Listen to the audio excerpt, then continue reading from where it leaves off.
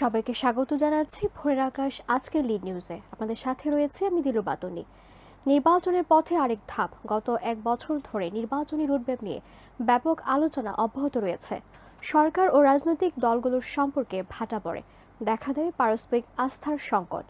Route map ঘোষণার দাবিতে BNP সহ অনেক রাজনৈতিক দল কঠোর আন্দোলনে নামার হুমকি পর্যন্ত দিয়েছিল। সরকারের পক্ষ থেকে নির্বাচনী মাস ঘোষণার পর আস্থা ফিরে পায় রাজনৈতিক দলগুলো, কমে আসে রুটম্যাপ কেন্দ্রিক অস্থিরতার মাত্রা। তারপর শুরু হয় চূড়ান্ত রুটম্যাপের জন্য অপেক্ষার পালা। আজ সেই অপেক্ষার সমাপ্তি ঘটতে যাচ্ছে। রাজনৈতিক দলগুলোর বিশেষ করে বিএনপির অন্যতম মূল দাবি নির্বাচনী রুটম্যাপ ঘোষণা হতে পারে আজ, এমন ইঙ্গিত দিয়েছে নির্বাচন কমিশন। দাবি না মানা পর্যন্ত শাহবাগে অবস্থান কর্মসূচি প্রকৌশল শিক্ষার্থীদের। প্রকৌশল অধিকার আন্দোলনের দাবি না মানা পর্যন্ত শাহবাগে অবস্থান কর্মসূচির ঘোষণা দিয়েছেন প্রকৌশল শিক্ষার্থীরা।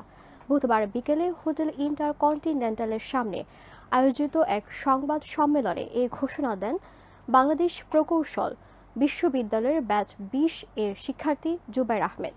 ডাকসু ভিপি প্রার্থী জালাল কারাগারে, হত্যা চেষ্টার মামলায় ঢাকা বিশ্ববিদ্যালয় কেন্দ্রীয় ছাত্র সংসদ নির্বাচনে স্বতন্ত্র ভিপি প্রার্থী জালাল আহমেদকে কারাগারে পাঠিয়েছেন আদালত।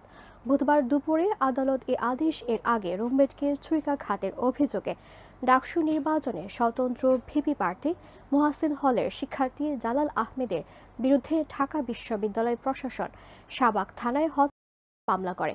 এরপর মামলায় গ্রেফতার দেখিয়ে জালাল আহমেদকে আদালতে পাঠানো হয়।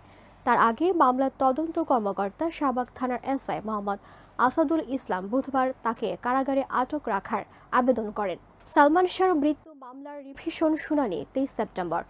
চিত্রনায়ক সালমান শাহ ঘটনায় করা মামলায় তার মায়ের করা রিভিশন আবেদনের শুনানির জন্য আগামী 23 সেপ্টেম্বর দিন ঠিক করেছে আদালত। মঙ্গলবার ঢাকা মহানগর দায়রা জজ জাকির হোসেনের আদালতে রিভিশন পিটিশনের উপর শুনানি হওয়ার কথা ছিল, তবে সালমান শাহর মা নীলা চৌধুরী এদিন আদালতে উপস্থিত না হওয়ায় শুনানি পিছিয়ে নতুন তারিখ দিয়েছেন আদালত।